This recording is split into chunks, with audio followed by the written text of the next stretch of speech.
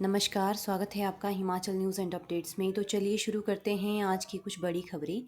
पहली खबर है 2 अगस्त से शुरू होने जा रहे हिमाचल प्रदेश विधानसभा मानसून सत्र में कोरोना, महंगाई, कानून व्यवस्था, सड़क, पानी, खनन, रिक्तियों आदि की समस्याओं से संबंधित सवाल पूछे जाएंगे। ऐसे कई विषयों से संबंधित प्रश्न कई विधायकों ने राज्य विधानसभा सचिवालय में भेज दिए हैं।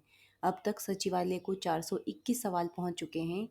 यह आगे विभागों को जवाब तैयार करने के लिए भेजे जा रहे हैं। मानसून सत्र 2 अगस्त से 2 बजे शुरू होगा। अगली खबर है 12 सितंबर को नहीं होगी एचएएस परीक्षा। हिमाचल प्रदेश प्रशासनिक सेवा की परीक्षा 12 सितंबर को नहीं होगी। नीट के चलते राज्य लोक सेवा आयोग एचएएस की परीक्षा की तिथि को बदलने की तैयारी में लगा है। बीते दिनों आयोग ने 12 सितंबर को परीक्षा लिए जाने की संभावना जताई थी। इस प्रतियोगिता परीक्षा के लिए करीब 35,000 अभ्यर्थियों ने आवेदन किया है। 18 विभिन्न श्रेणियों के प्रशासनिक पदों के लिए लिखित परीक्षा ली जानी है। अगली खबर है घराट के भीतर 92 वर्षीय बुजुर्ग की जिंदा जलकर मौत।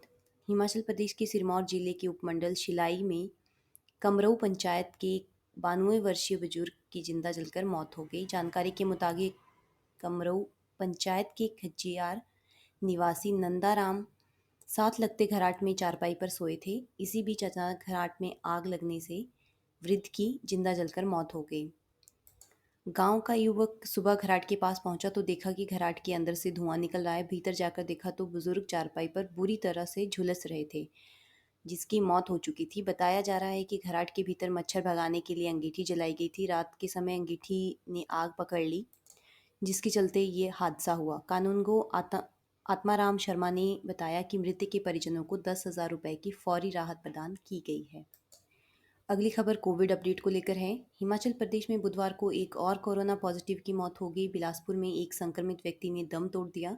उत्तर प्रदेश में कोरोना के 63 नए मामले सामने आए हैं, जिसमें चंबा जिले से 29, मंडी से 11, बिलासपुर से 6, किन्नौर से 3, सोलन से 3, लाहौल स्पीति से 3, जबकि शिमला, कांगड़ा, कुल्लू और हमीरपुर से 2-2 मामले सामने आए हैं। अगली खबर है हिमाचल में 350 स्वास्थ्य कर्मचारियों को सेवा विस्तार देने की तैयारी। हिमाचल प्रदेश सरकार कोरोना काल में सेवाएं दे रहे 350 स्वास्थ्य कर्मचारियों को सेवा विस्तार देने जा रही है। इसकी तैयारी कर ली गई है। इन कर्मचारियों की तैनाती आउटसोर्स पर की गई थी। इनमें डॉक्टर्स के अलावा फार्मासिस्ट, टेक्नीशियन भी शामिल है। कोविड-19 में इनकी सेवाएं सैंपल एकत्रित करने, बीमार लोगों का सर्वे करने के साथ सैंपल की जांच करने में लगाई गई थी। प्रदेश में दूसरी लहर शांत हो रही है, लेकिन संभावित तीसरी लहर के स्वास्थ्य विभाग को कर्मचारियों की ज़रूरत रहेगी। ऐसे में सरकार ने इनकी सेवाएं जारी रखने का फैसला लिया है।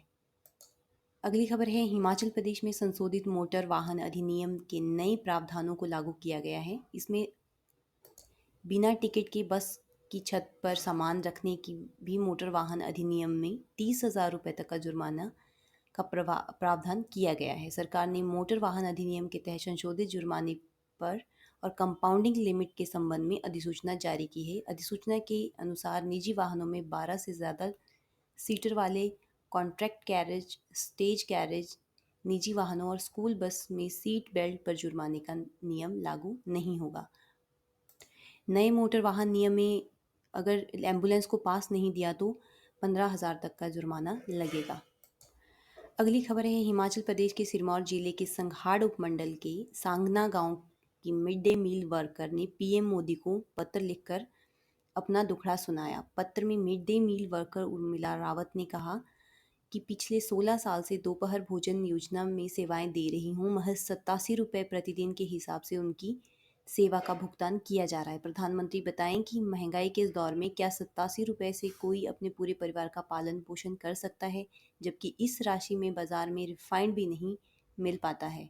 पत्र की एक प्रति उन्होंने भारत सरकार के मानव संसाधन विकास मंत्री को प्रेषित की है। उन्होंने पत्र में कहा है कि वह राजकीय प्राथमिक स्कूल सांगना में 1.5 दशक से बतौर मिड डे मील वर्कर सेवाएं दे रही हैं, जबकि वह स्कूल में सुबह 10 बजे से दोपहर 2 बजे तक अपनी सेवाएं देती रही है। बच्चों को पौष्टिक आहार उपलब्ध करवाना उन्हीं का जिम्मा है। मिड डे मील वर्करों का वेतन कम से कम 15,000 रुपये करने का उन्होंने अपने पत्र में आग्रह किया है। उन्होंने पत्र के अंत में यह भी ज़िक्र किया है कि इस पत्र को पढ़कर वह इस दिशा में कोई न कोई ठोस कदम ज़रूर उठाएँ।